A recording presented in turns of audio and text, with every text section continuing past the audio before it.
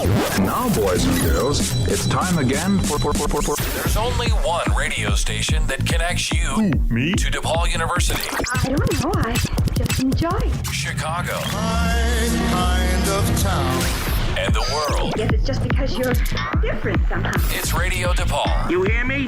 Chicago's college connection. You are listening to Radio DePaul, Chicago's College Connection. And on this fine Wednesday morning, you are listening to the Soundtrack Revisited, our 11th episode. Before I start talking about the movie and soundtrack we're talking about today, I want to give you guys a heads up that the banging you're hearing is entirely out of my control. There is work happening right outside the studio, and when I say outside the studio, I mean right behind the door of the studio. So I apologize. I hope it's not too distracting. You know, everybody's got to do what they got to do, and unfortunately it's happening right when my show is going on, but there's nothing much I can do about that, and that's okay. So we're just going to keep doing our show, and I have a very fun movie and soundtrack I want to talk about today. And the soundtrack we're talking about today is of the movie The Intouchables. The Intouchables is a French movie that came out in 2011, directed by a duo of directors called Nakash and Toledano. They are fairly famous in France. They've made a few big hits in, French cinema of the past, I want to say 20 years. And The Intouchables, I'd say, is easily probably one of their biggest hits.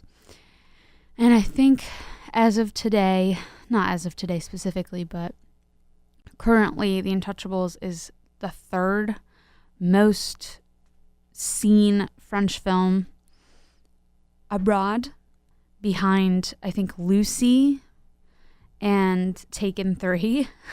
So, weird group of movies, but yeah, The Intouchables is a comedy drama. I'd argue it's mostly a comedy, but it does have its elements of drama.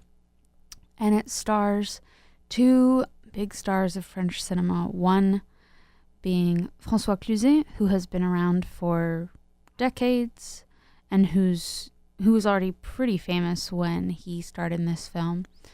And he stars alongside Omar Sy, who was at the time more of a new face, at least in this kind of cinema. Now he's one of the most popular French actors and comedians. But back in 2011, he was mostly known as a comic actor and a comedian. He started alongside a whole generation of young comics on French television. This channel called Canal Plus. He was part of a specific kind of crop of comedians, and Intouchables is kind of his big break. Not that it's his first movie, but it is, his first leading role in a film, I believe. And the two of them just have amazing on-screen chemistry, and they just are hilarious, but also very touching. So, let's get into it. What is The Intouchables about if you have not seen it? First of all, I'll say this multiple times, but I urge you to watch it. It's hilarious and has an awesome soundtrack, as we'll hear today. But if you have not seen it, the story goes that Philippe is a rich man who lives in this gorgeous building that in Paris, in the 7th district of Paris, which is a pretty fancy neighborhood. He lives in this I'm going to struggle to find a lot of words today because I've seen this movie in French and I know a lot of the vocabulary around the movie in French, but it's one of those really fancy buildings that used to be that belonged to nobility, and is dates back to the 17 and 1800s. Philippe lives in one of those buildings in a very bougie district of Paris, and he is completely paralyzed from the neck down as a result of a accident that he had while again, I'm not finding the word, when you're attached to a parachute and you're flying off of a cliff, You're flying around. I don't know what it's called in English. Anyways, he does that, and he gets into an accident and gets paralyzed.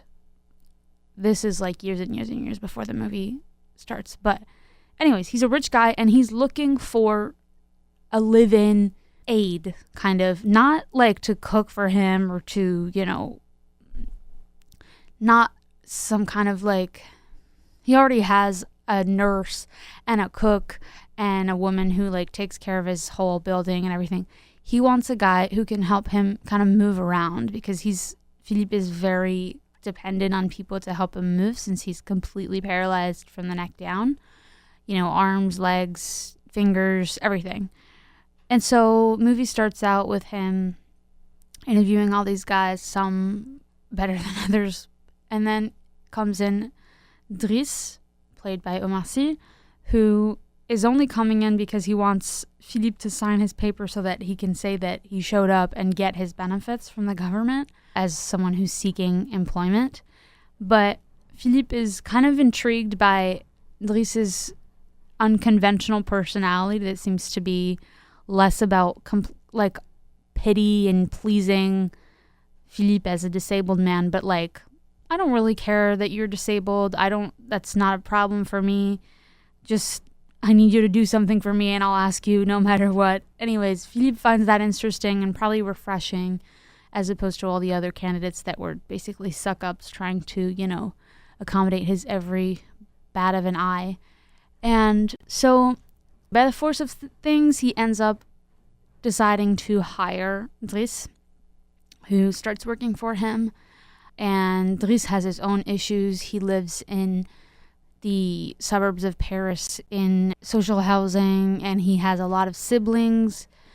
And his mother is a cleaning lady who's struggling to, provide for all her children. And Driss has apparently been, on and off missing from his family. And anyways, he has a very tumultuous and difficult relationship with his family while he's working for this very rich guy in the center of Paris. So this movie is also about the contrast between these two guys' lives, but it also shows how there's potentially a lot of intersection in ways that you might not expect, like, generally speaking, feeling alone or feeling like you don't belong somewhere, or like people around you don't understand you or are, missing something that might help them understand what you're going through, etc. It's kind of a lot of French movies touch on this idea of like, we're from different social classes, but we're not that different. Obviously, there's a lot of nuance to that, and this movie's not perfect in depicting either one of these social classes. There's a lot of like cliches going on, definitely. It's the movies. Everything is always a little dramatized, but regardless, I think The Intouchables is a great film. It's really funny, and it's finds a way to be touching as well, and grabs you emotionally a lot thanks to the performances of the two main actors. And fun fact, this story is based on a true story of this very rich man who was from who's like gosh, again, I'm thinking of all these words in French and I don't have the immediate translation in English, but he is like part of this rich Corsican nobility, and he has this like long ass name and whatever, and he met this guy who ended up being his live-in aide, and blah blah blah. He wrote a book about it. And so The Intouchables is a movie adaptation of this real story. And, of course, like a lot of successful foreign films, the United States took a pass at making a remake. I have not seen it. I cannot speak on it. But I'm going to assume it's probably mediocre. I didn't say that. I might see it one day. I'm not super attracted to the idea of seeing it, but The Intouchables, the original, is such a good film that, I don't know. I don't have a particular desire to see, a remake of it. I think the original is good enough. But the soundtrack of this film is awesome. a lot of different types of music because it's a movie that talks about kind of this contrast in social class. And it starts out, actually, no, it's not the first song that plays in the film, but one of the first songs that plays in the film is an amazing song, a classic, groovy, intensely fun song that you all know and that I hope will brighten your Wednesday morning. It is September by Earth, Wind and Fire, of course. Awesome song. I hope this works as I play it because there's kind of a new setup at the studio and I'm slightly struggling with it, but I think we'll be okay. So let's play September by Earth, Wind and Fire.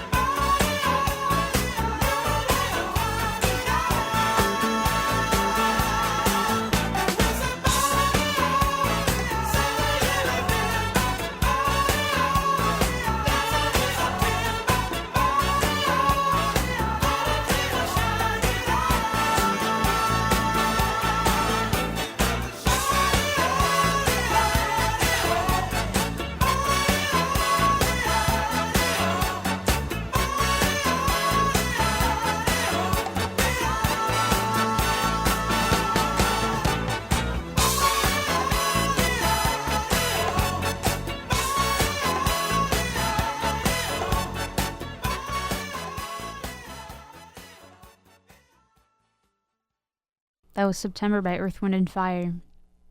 Fire song. Am I right? Love this song. A classic, but it's always so much fun to listen to.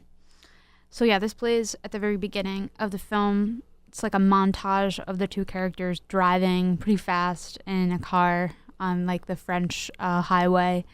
And it's a buttload of fun. It's like a bunch of split screens, you know, on the screen of like different shots of the car and them like laughing and driving together. And one of the kind of B plots of the film is that Driss, who is played by Omar Sy, introduces the rich white guy played by François Cluzet to like soul music and funk music, whereas this rich white guy only listens to classical orchestrations and music. Again, laying it on pretty thick. But it makes for a fairly interesting soundtrack because you'll go from Earth, Wind, and Fire to Bach to Kool and the Gang to Mozart to Nina Simone. Anyways, yeah. So that's something I actually really like about the movie and is why I wanted to talk about the soundtrack, because there's something in it for everyone. But yeah, so as I was saying earlier, part of most of the charm of this movie relies on the performances of these two actors and their on-screen, chemistry as this duo of guys who, on paper, shouldn't really get along, but seem to work and seem to really understand each other. The way that the real-life Philippe explains it, because yes, as I said, this film is based on a true story. The way that this guy explains it is that to him, they were both people on the margins of society. So for different reasons, Philippe is completely disabled. I mean, almost completely, from his neck to his feet to his toes, no movement. And Dries is, from a socioeconomic background that isn't to his advantage, isn't to anyone's advantage. At least that's the way that Philippe phrases it. So again, talking about this movie and this movie's theme is a little bit of a slippery slope. I mean, this is something that's interesting to bring up here in the United States versus bringing it up in France because, as I had mentioned, there are a lot of French movies about this kind of contrast of social class and them kind of clashing with each other. In the U.S., I think that it's not that movies don't do that, but it's more of a sparse occurrence. And when it does happen, it's really, really scrutinized. And the proof being that when The Intouchables came out in the United States, it was very successful. It had a lot of entries, millions and millions of entries at the movies. But it came with some backlash because some critics argued that the depiction, namely of Dries and of his working class background and of,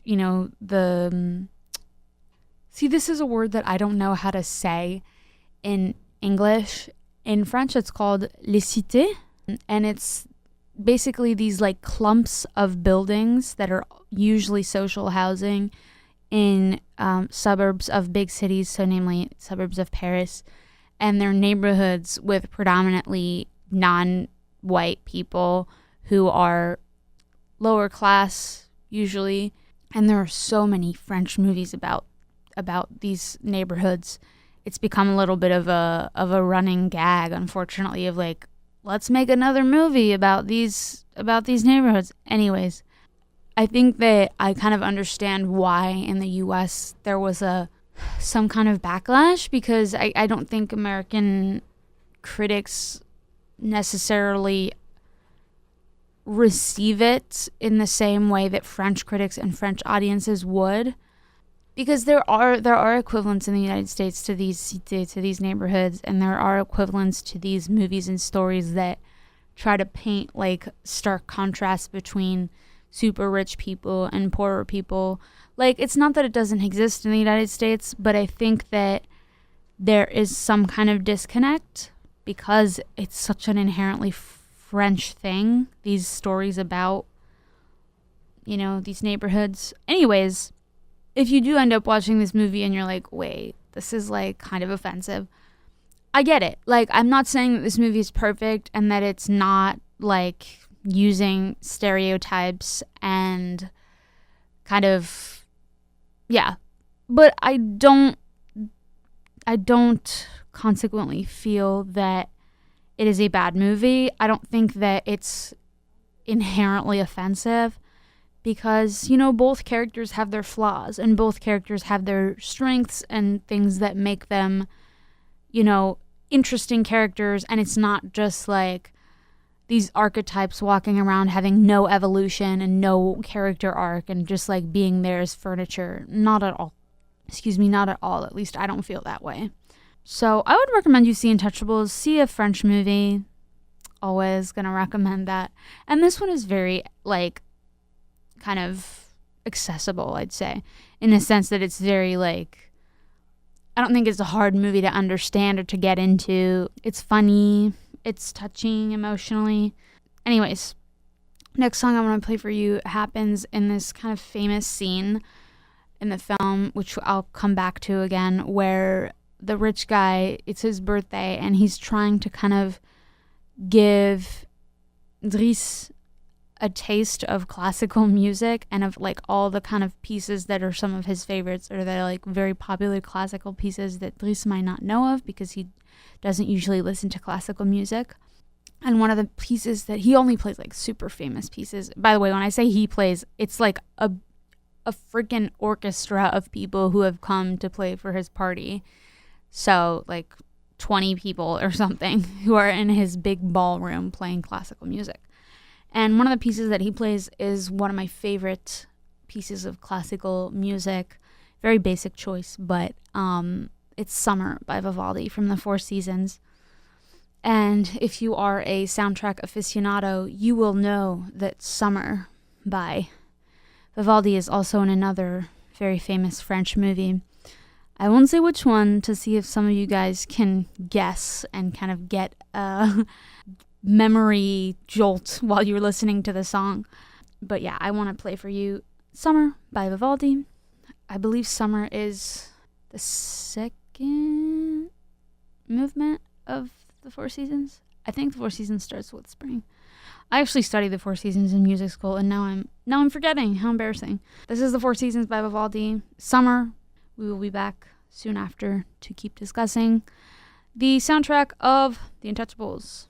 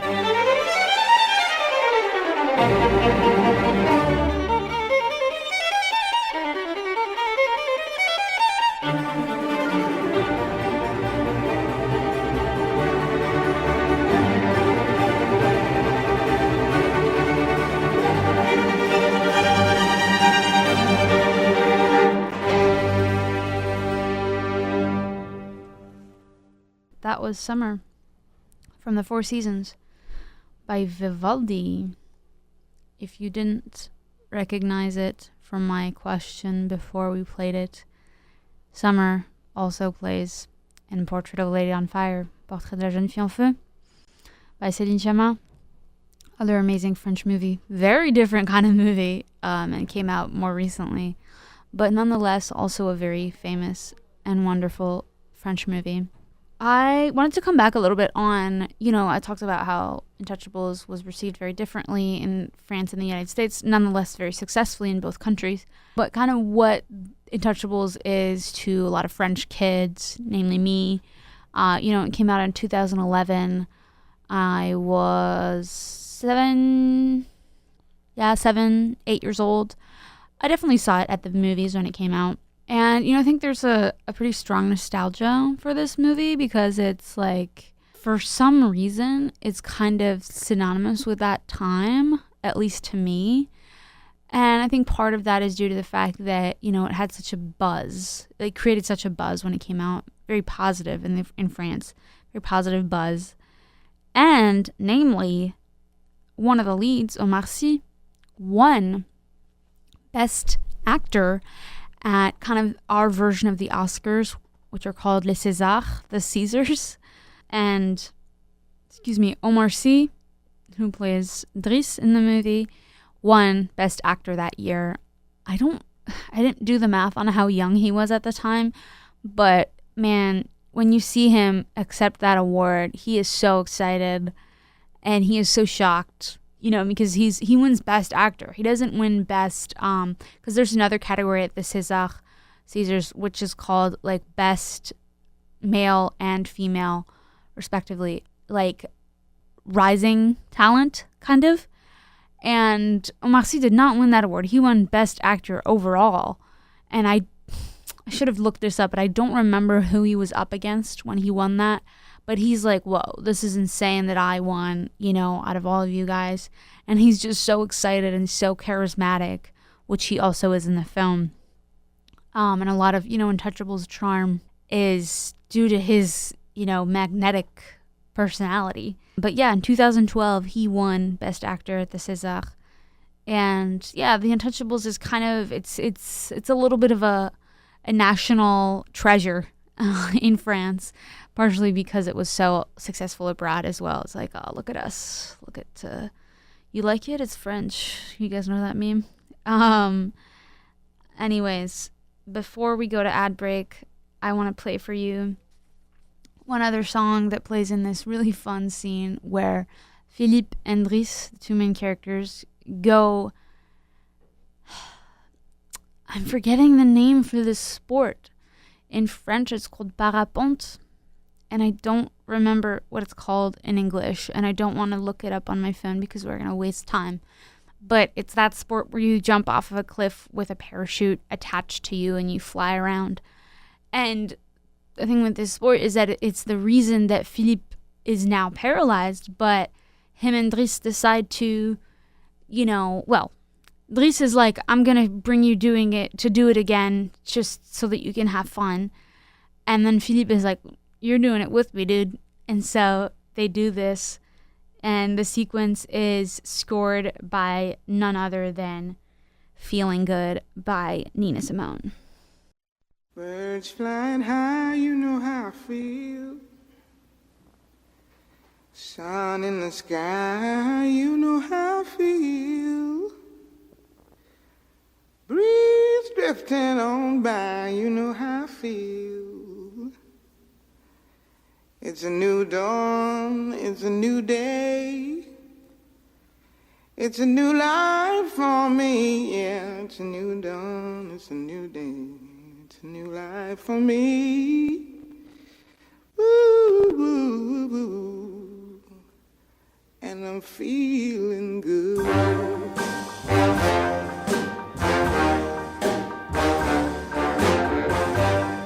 Fish in the sea, you know how I feel. River running free, you know how I feel. Blossom on the tree, you know how I feel. It's a It's a new day, it's a new life for me, and I'm feeling good.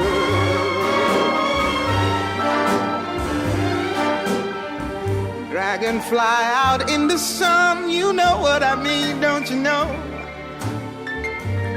Butterflies all having fun, you know what I mean. Sleep in peace when day is done, that's what I mean. And this old world is a new world and a bold world for me. Yeah, yeah.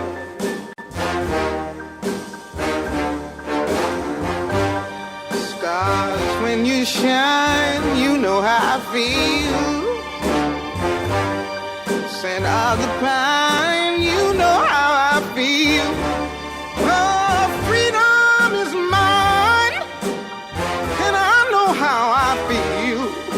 It's a new dawn, it's a new day, it's a new life for me.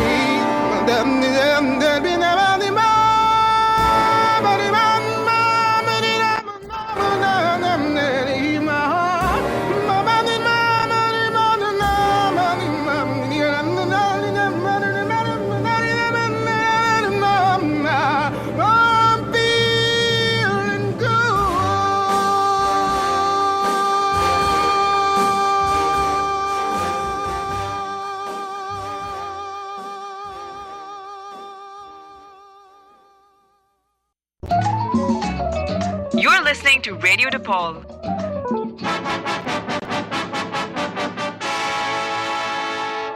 Awarded Best Station in the Nation 2020. Rock the Clock 2025 is made possible by Haymarket Pub and Brewery. Haymarket is the West Loop's original brew pub. Located on the corner of Randolph and Halstead, they've been making great beer for great beer drinkers since 2010. Haymarket's casual atmosphere makes for the perfect spot to gather with family and friends.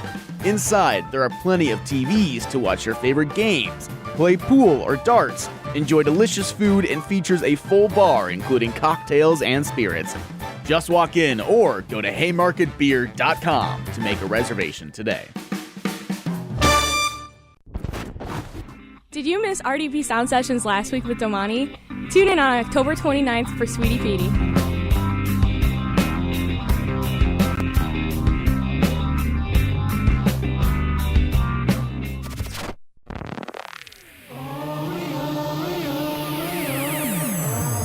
Hi, this is Frank Turner. This is Ian, Jamie, Kevin, Sean, and Charles from Stampy. Yeehaw! I'm Kelly from Camp Cope, and you're listening to Radio DePaul. And you're listening to Radio DePaul. You are listening to Radio DePaul. Excuse me about that voice crack. I want to apologize for the weird volume levels today. I'm really struggling with this new setup at the studio.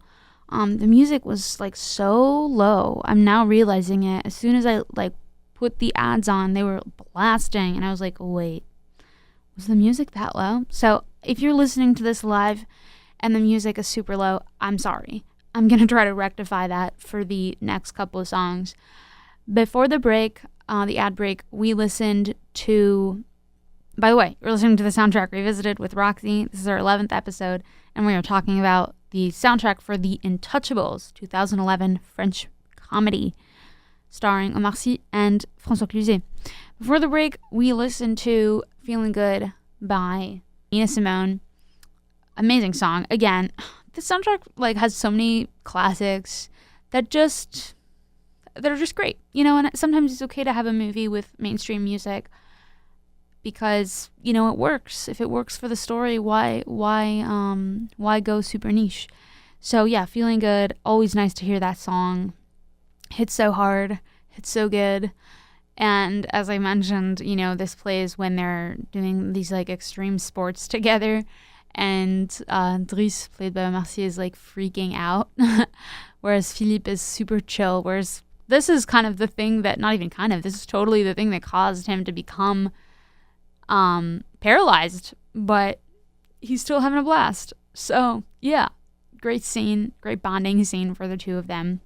The next song I want to play for you is also in the scene that I mentioned earlier, which is kind of one of the most famous scenes of the movie, where it's Philippe's birthday. It's like supposed to be a surprise birthday, but he knows about it. And he has this, like, a bunch of people come over in his huge apartment building in Paris. And he has this orchestra of people playing classical music.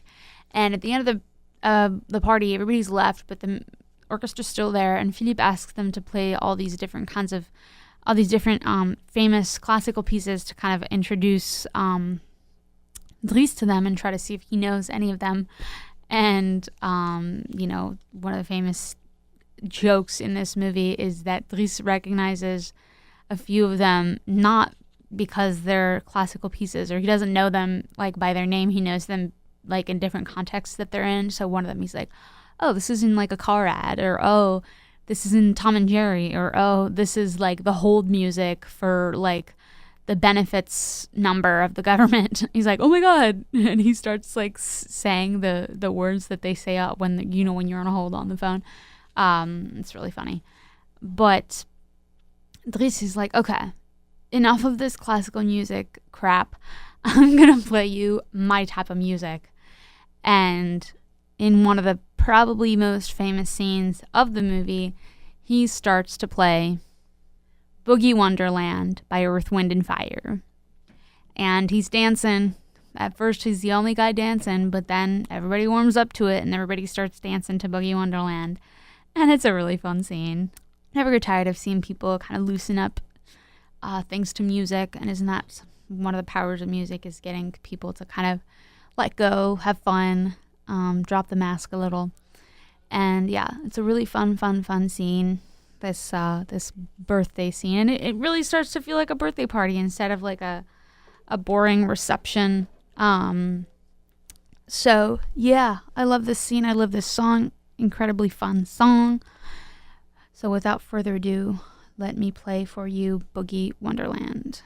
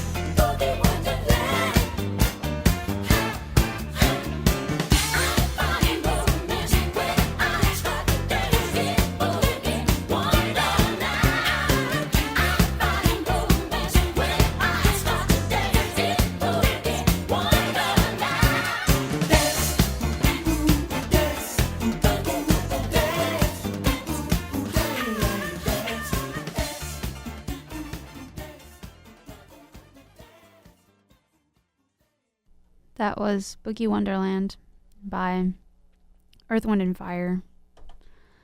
Again, fire song. Yeah, this is one of the most fun moments in the film.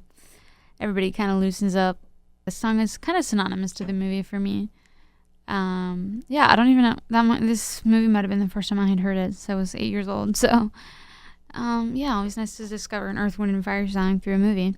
So for our last song that I want to play for you guys, I want to talk about kind of like the guy who I believe is credited as making the music for the film, but I don't think that it's pieces that he wrote specifically for the film, but it is the brilliant composer and pianist Ludovico Einaudi, who is also synonymous to the film for me, his music at least. Two of his pieces are played multiple times in the film and are the musical themes of the movie, clearly, other than Earth, Wind, and Fire. And the song, to me, that is The Intouchables, is a song called Fly. I think it's probably, I didn't check this, but Ludovico Einaudi's most famous song. So there's Fly and there's Una Mattina, that are both played at least twice in the film each.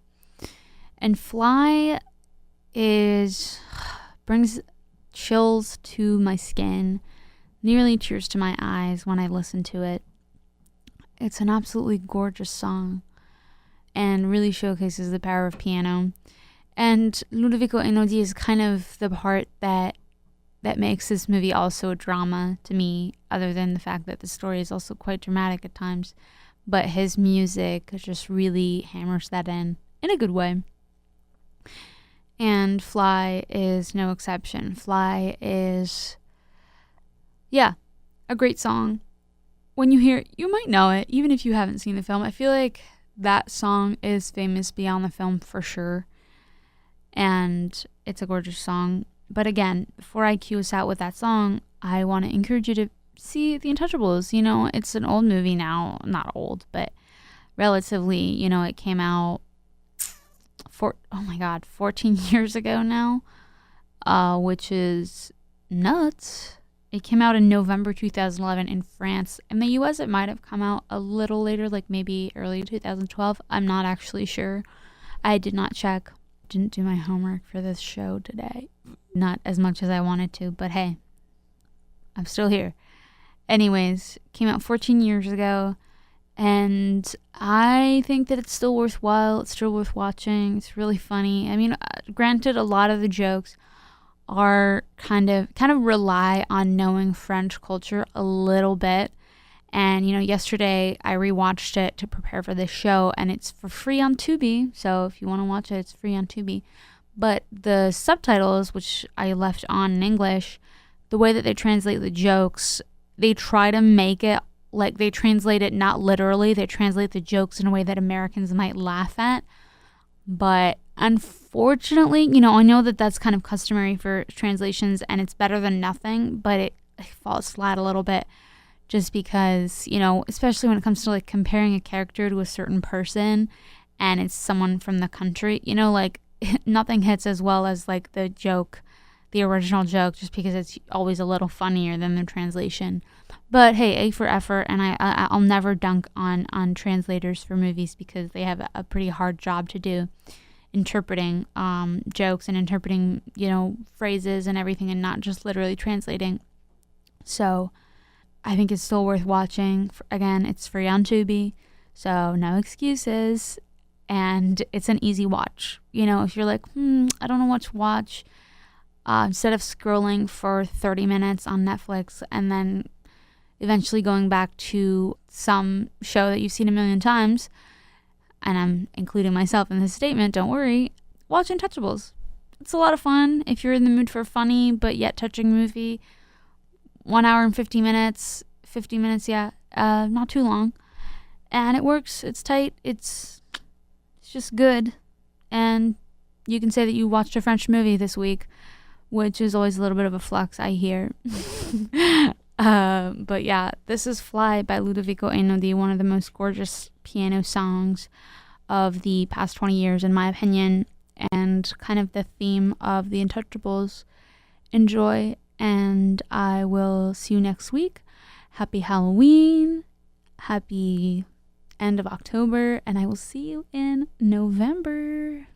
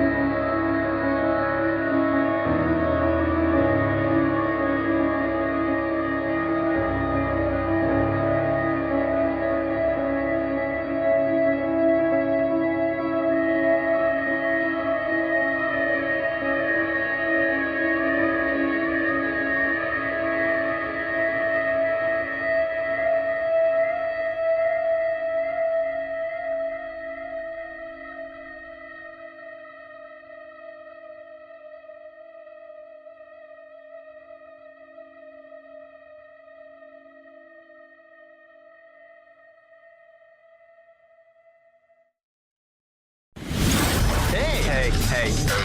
What's up, y'all? This is Jeremiah. What's up? This is Steve-O from Jackass. You're listening to Radio DePaul. Radio DePaul. Radio DePaul is Chicago's college connection.